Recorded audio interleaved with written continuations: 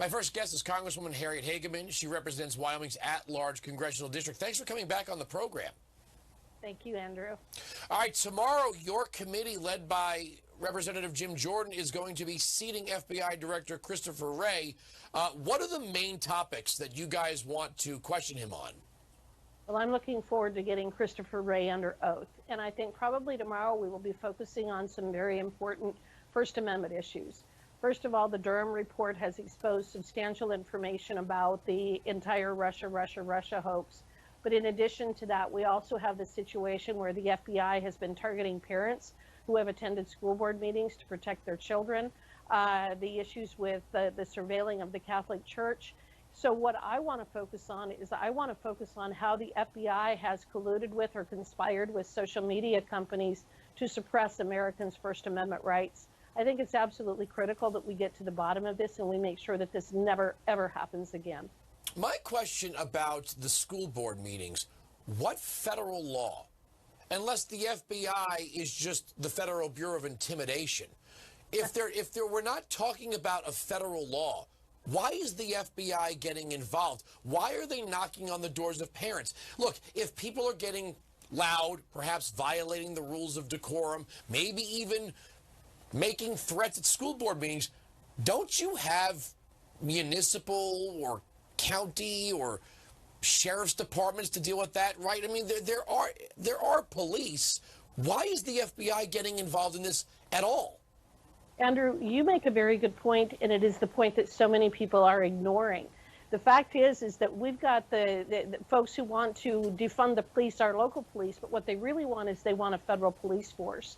And that's what's happened over the last couple of years, is an effort to federalize every single thing that's out there. So you're exactly right. If there's an issue with someone misbehaving at a school board, there's local law enforcement to address it. The reason that they're doing this is because they are focusing on things such as radical white supremacy groups and things like that.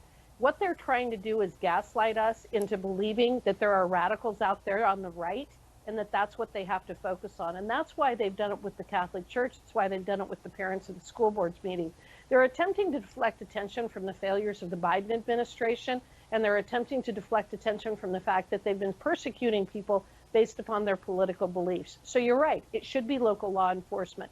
They're trying to federalize it so that they can actually pursue conservative thought, to try to persecute and prosecute people for being conservative and being Republicans. So that's what we need to expose tomorrow. Now, another thing is a federal judge in Louisiana just said, hey, you guys cannot be going to these social media platforms and telling them what content they can and cannot post.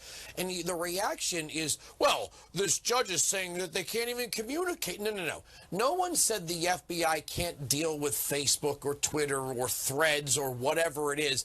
If there's an issue related to terrorism or sex trafficking, they can't use the weight of their agency to say, we don't want that up there. That's the First Amendment. The idea that the FBI, look, if Christopher Wray wants to call up Mark Zuckerberg and go, hey, Mark, how's it going? What's going on?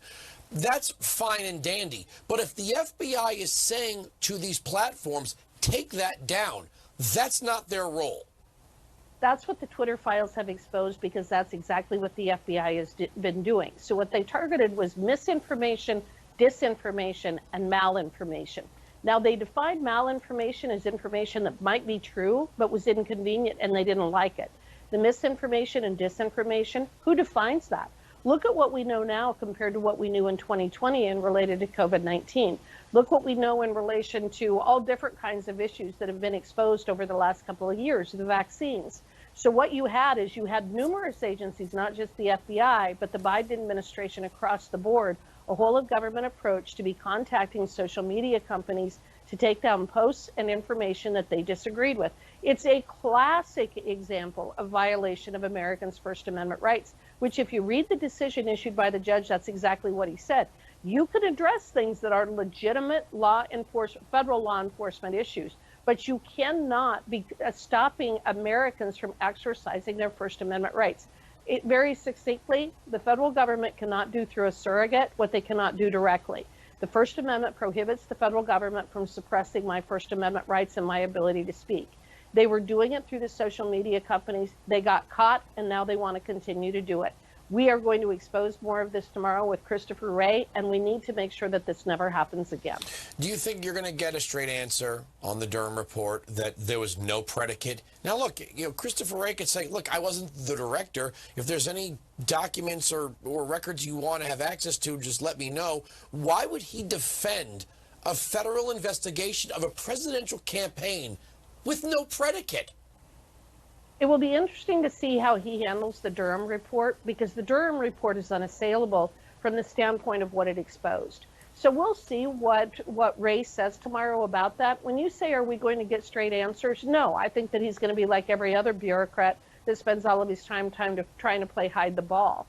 But that doesn't mean that the American people are not on to what is happening and are not interested in our ability to actually hold his feet to the fire.